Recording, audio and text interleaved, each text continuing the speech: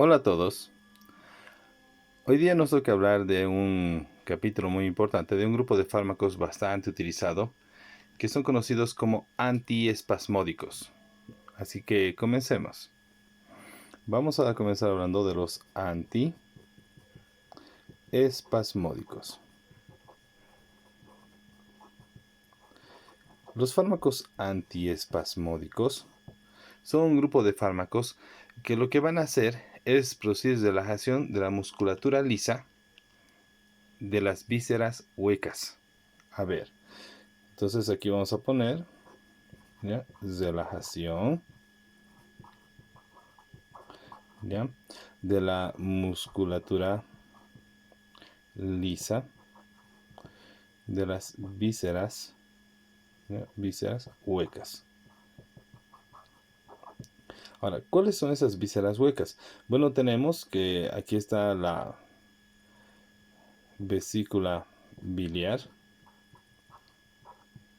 el músculo liso intestinal,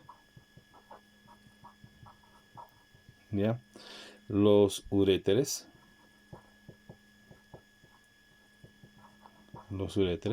en las vías urinarias, el útero, ¿está bien? El útero. Entonces, fundamentalmente es para estos. Entonces, esto vas a utilizar en caso de que vaya a haber un espasmo a nivel de la vesícula biliar, músculo liso intestinal, uréteres y útero. Muy bien. Sigamos.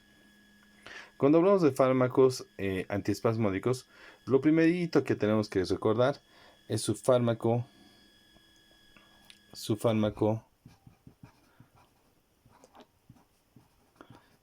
farmacodinamia. Básicamente, todos los fármacos que son antiespasmódicos van a actuar como antagonistas de los receptores muscarínicos. Entonces, dentro de su farmacodinamia son antagonistas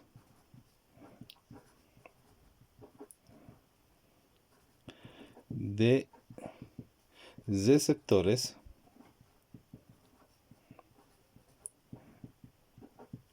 muscarínicos.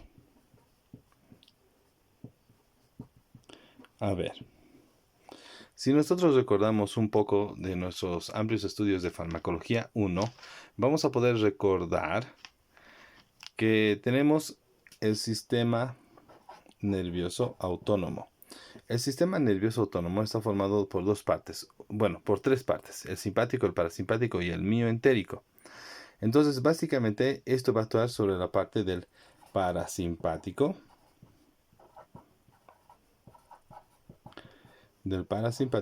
que actúa en el músculo mioentérico. Recordemos que esto está formado por dos neuronas, ¿ya? La primera neurona, que es larga, ¿ya? Luego vas a tener el ganglio, luego vas a tener la segunda neurona, la cual es corta. ¿Está bien? Una neurona, dos neuronas. No olvidemos que el ganglio está ubicado, ¿ya?, cerca del órgano blanco.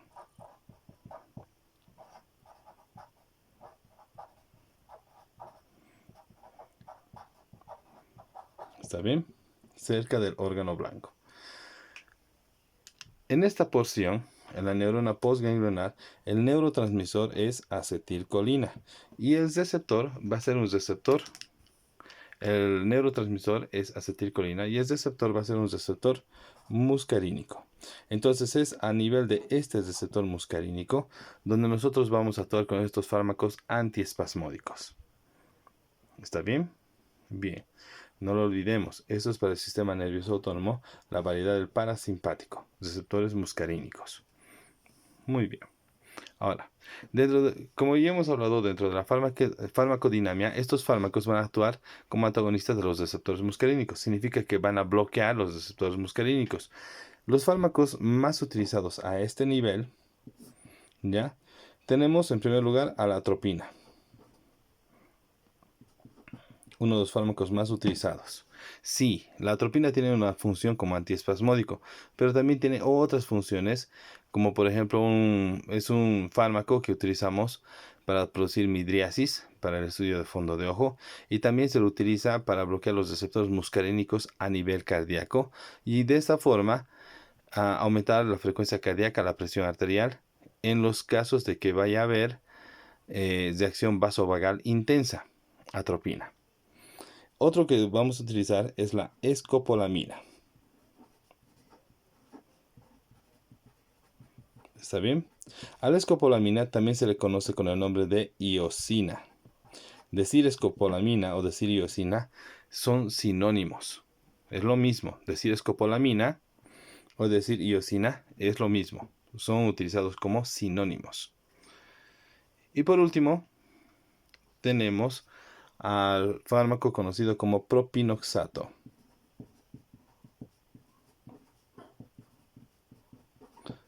Propinoxato.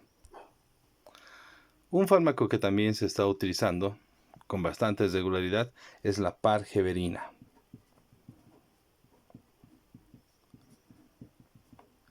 La pargeverina también tiene acción como antiespasmódico y también actuaría sobre los receptores muscarínicos, bloqueando los receptores muscarínicos. Perdón.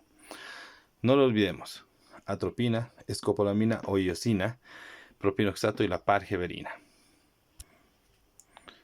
Detalle importante. Entonces, número 1, farmacodinámica. Número 2, farmacocinética.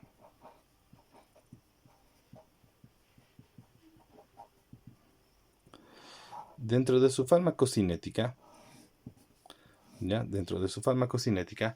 todos estos fármacos van a atravesar los distintos procesos. Por ejemplo, absorción. Cuando hablamos de absorción, estos fármacos van a tener una muy buena absorción por vía oral, llegando a tener concentraciones de hasta el 60%. En algunos casos, hasta 70% del fármaco tiene absorción por vía oral. Por vía endovenosa o incluso intramuscular, obviamente el fármaco tiene concentraciones de hasta el 100%. Obviamente. Cuando hablamos de su distribución, ¿ya?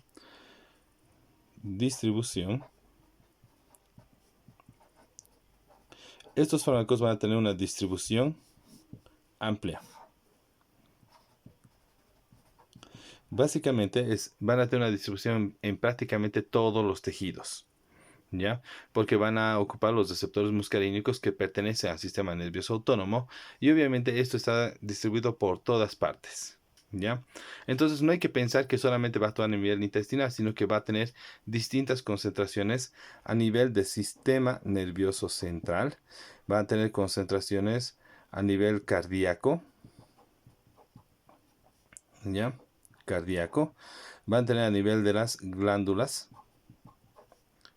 glándulas exócrinas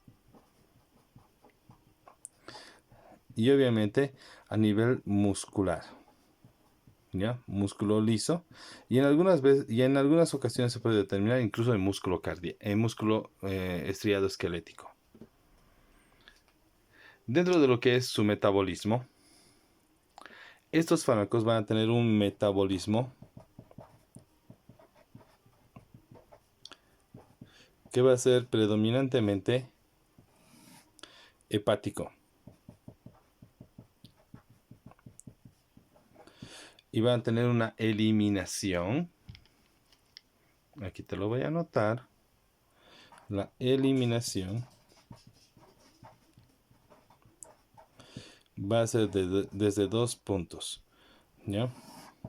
La eliminación es en parte renal y en parte hepática.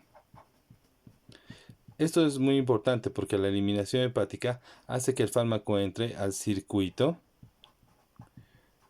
entero hepático.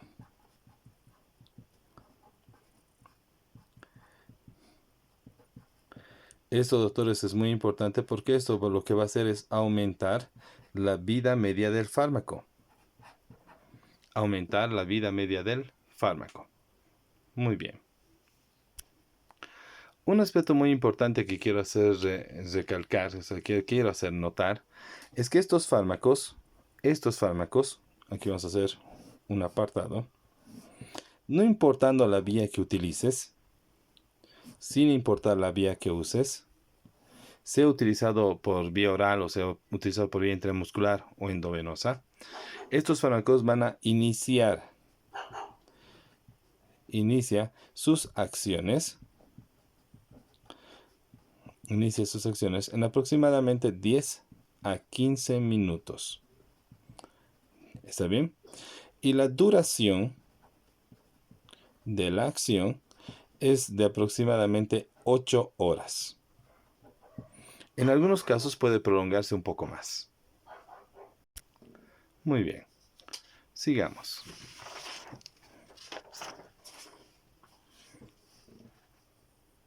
Ahora, ¿cuáles van a ser las indicaciones para el uso de estos fármacos? Vamos a ponerlo acá. Antiespasmódicos. Y aquí vamos a poner las indicaciones de estos fármacos. Indicaciones.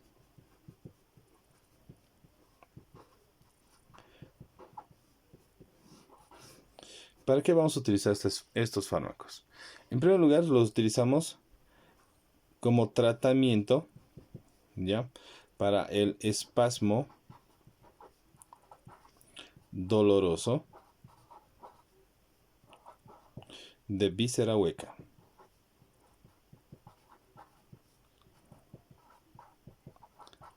¿Está bien? Espasmo doloroso de víscera hueca. Puede ser también usado para número 2, tratamiento de la dispepsia. La dispepsia es una condición en la cual el paciente va a sentir un dolor sordo. Este dolor sordo se produce fundamentalmente por la distensión de la capa muscular del intestino. Entonces, esa distensión es dolorosa. Tú le das un fármaco antiespasmódico y ese dolor cede.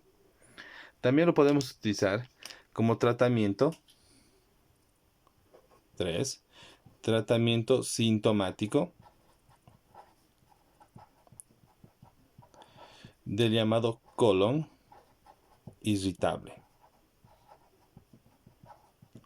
Tratamiento sintomático del llamado colon irritable. Un uso no muy frecuente, ¿ya? Número 4, se puede utilizar como prevención o profilaxis del estado nauseoso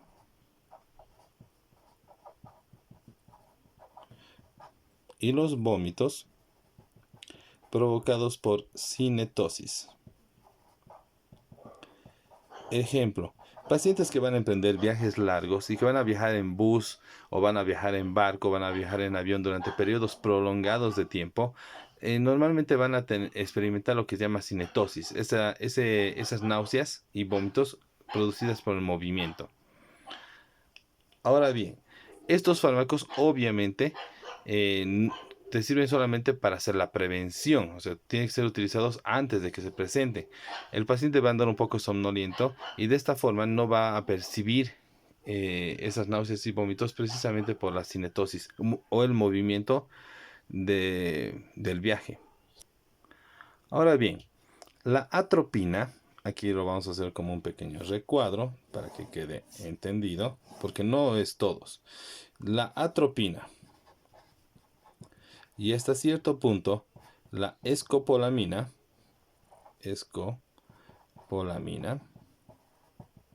pueden ser utilizados, número 1, como premedicación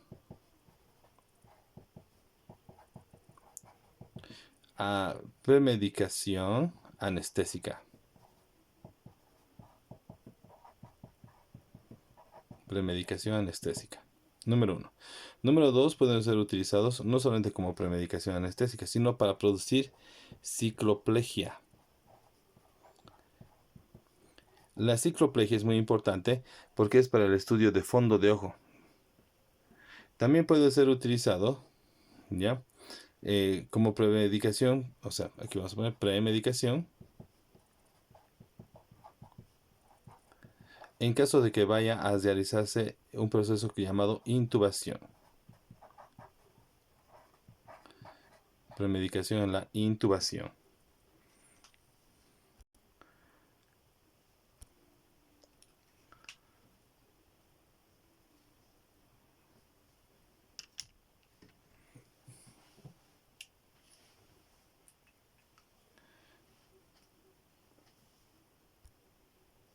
Número 2.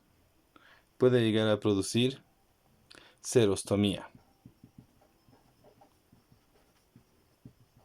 Debido a que va a actuar sobre los receptores muscarínicos, no solamente va a producir talaserostomía, sino que además de eso puede llegar a producir hipohidrosis, la piel seca. Hipohidrosis. Hipohidrosis.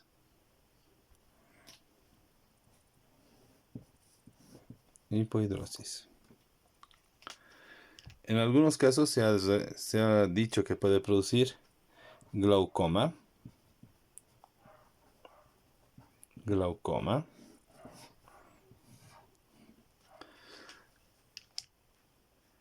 Y retención urinaria.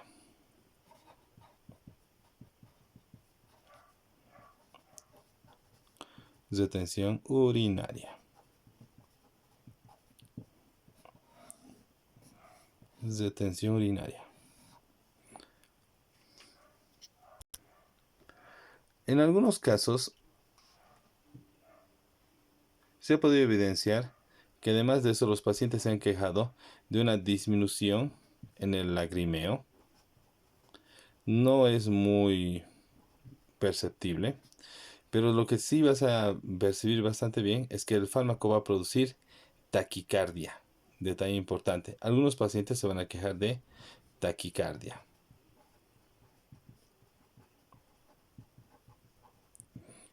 Este es tal vez uno de los efectos más frecuentemente vistos. Muy bien. Si ya sabemos los efectos adversos, entonces en base a estos efectos adversos podemos nosotros determinar las contraindicaciones. ¿Qué quiere decir esto? ¿En qué pacientes no puedes usar? Contraindicaciones. En cuestión de las contraindicaciones, ¿a qué pacientes no le puedes dar el fármaco? Detalle importante. Este tipo de fármacos no pueden ser utilizados, ¿ya? Número uno, en el paciente que viene con retención, ¿ya? Retención urinaria de causa mecánica. Un ejemplo de eso es, por ejemplo, la hiperplasia prostática. En este tipo de pacientes, de por sí ya van a empezar a tener retención urinaria, porque obviamente hay una obstrucción mecánica que no permite el flujo de la orina. Entonces, esto lo que hace es agravar el cuadro. Entonces, no puedes usar en la hiperplasia prostática. ¿Ya? No se debería usar el fármaco. Número 2. En la obstrucción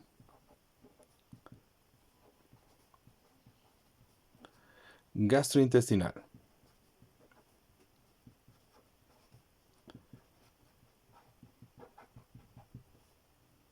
Gastrointestinal. Recordemos que la obstrucción gastrointestinal es una condición en la cual vamos a tener, es un cuadro quirúrgico, ¿ya? Entonces, si tú le vas a dar este tipo de fármacos a un paciente que viene con obstrucción intestinal, la obstrucción no mejora. En realidad, todo el cuadro tiene la tendencia a empeorar y esto puede acabar con la vida del paciente. Hay que tener mucho cuidado. Número 3. No se puede utilizar el fármaco en la colitis ulcerosa, acompañando la colitis ulcerosa, no lo puedes utilizar. Número 3, número 4, no lo puedes utilizar en el megacolon tóxico.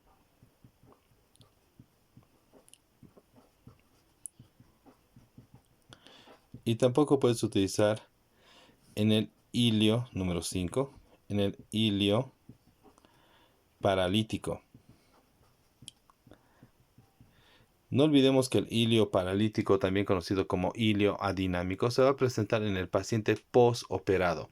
Número 1, por la cirugía. Número 2, por el uso de anestésicos. Número 6, no se puede utilizar en el paciente que viene con patologías respiratorias, sea esta asma o sea EPOC. Estos fármacos lo que van a hacer es disminuir las secreciones bronquiales. Entonces, al disminuir las secreciones bronquiales, también pueden producir un espasmo de lo que es los bronquios y la tráquea. Y esto desencadenaría asma o empeoraría la EPOC. Otras contraindicaciones más, ¿ya? Obviamente, no puede utilizarse durante el embarazo y lactancia. No puede usarse durante el embarazo y lactancia. Detalle importante. Tampoco puede utilizarse en pacientes que vienen con arritmias cardíacas.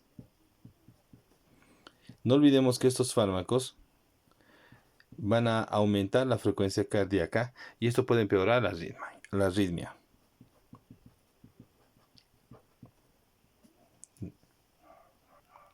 Añadido a esto, no podría utilizarse en pacientes que vienen con insuficiencia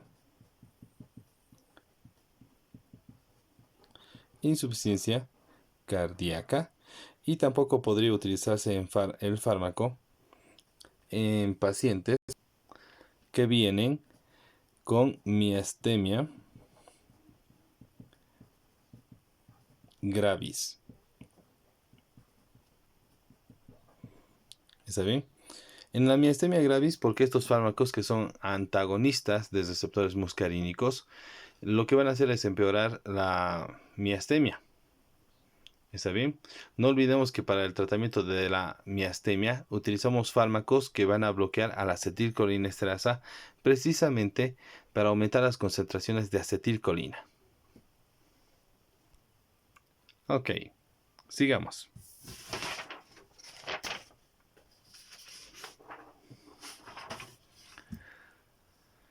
¿Cuáles son los fármacos más utilizados? Aquí vamos a poner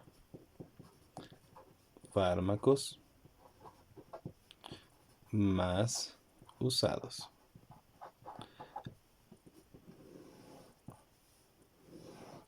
¿Está bien? En primer lugar, tenemos a la escopolamina.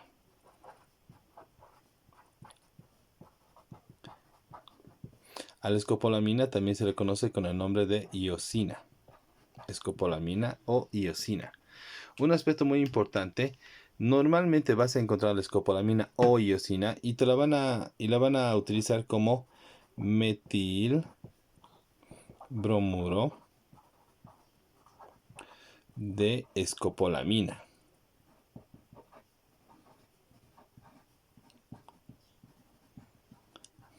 Sí, largo. O la van a encontrar como butil bromuro de escopolamina. ¿Ok? Entonces lo encuentras como metilbromuro de escopolamina. También puede decir metilbromuro de iosina. O lo vas a encontrar como butilbromuro de escopolamina. También puede decir butilbromuro de iosina. ¿Cuáles son las presentaciones y las concentraciones? Aquí vamos a anotar la presentación.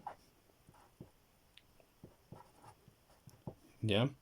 Aquí están las concentraciones o la potencia.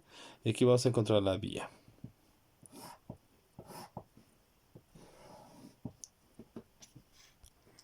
En primer lugar tenemos que puede venir en comprimidos. Al venir en comprimidos, normalmente lo encontramos de 10 miligramos y es para uso por vía oral. El fármaco también lo vamos a encontrar en una ampolla inyectable. Entonces hacemos uno así y el fármaco viene en ampolla inyectable. Al decir que viene en ampolla inyectable, viene normalmente de 10 miligramos, el más frecuente, y también hay una presentación de 20 miligramos. Estos son para uso por vía endovenosa o por vía intramuscular. ¿Cuáles son las dosis? Ahora aquí vamos a ver las dosis. En relación a la escopolamina, un paciente adulto puede llegar a utilizar de 10 a 20 miligramos en una sola dosis y puede llegar a repetir esta misma dosis 3 a 4 veces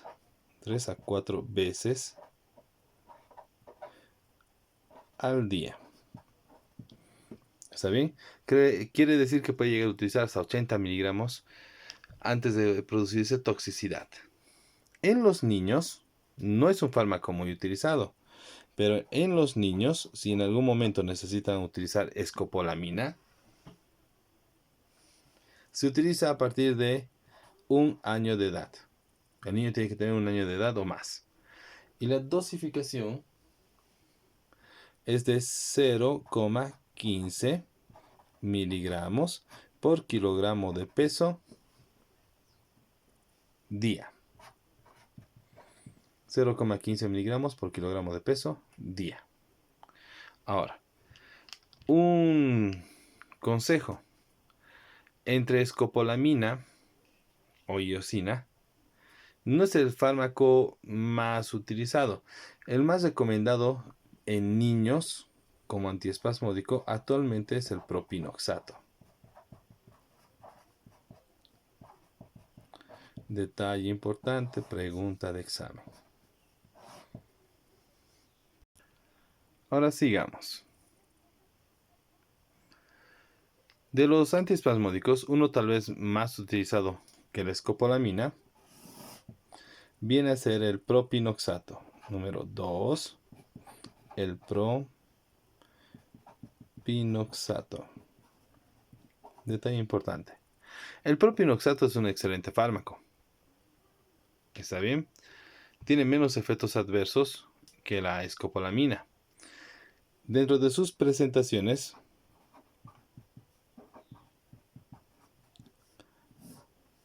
concentración y la vía, es fácil de recordar este fármaco. Normalmente lo vas a encontrar que viene en comprimidos de 10 miligramos, obviamente para uso por vía oral.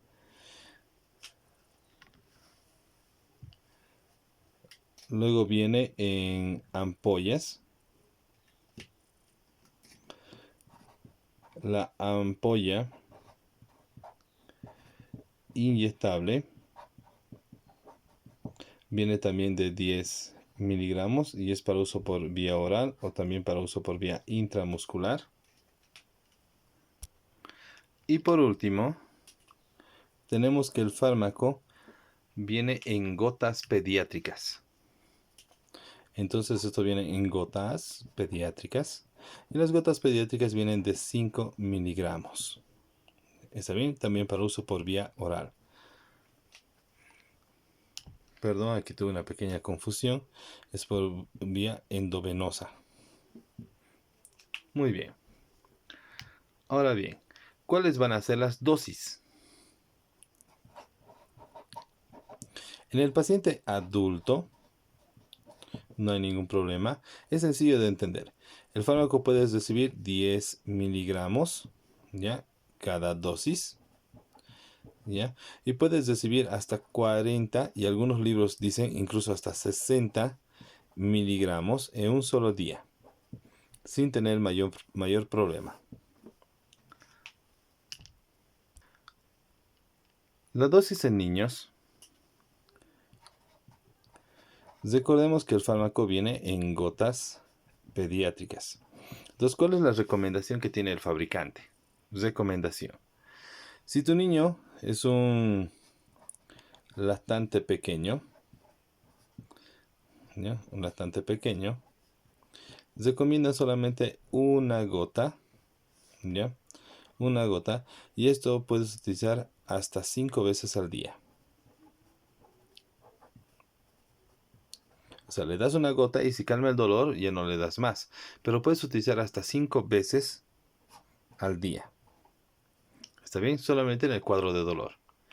Si tienes un niño un poco más grande, por así decir, un menor de 12 años, entonces aquí ponemos menor de 12 años, la recomendación es darle una gota por cada año de edad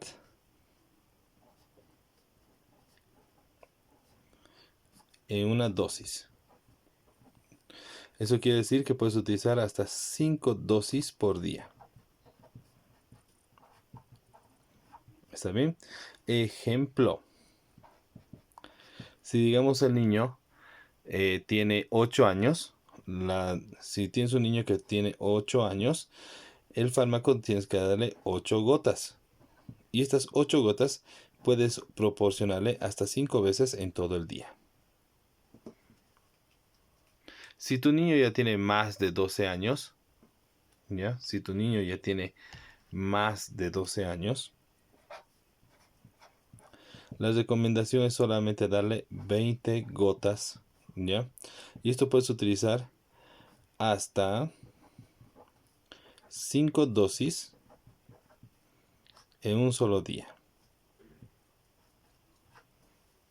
Muy bien. Espero que la presente información te haya servido y espero verlos pronto. Gracias por su atención.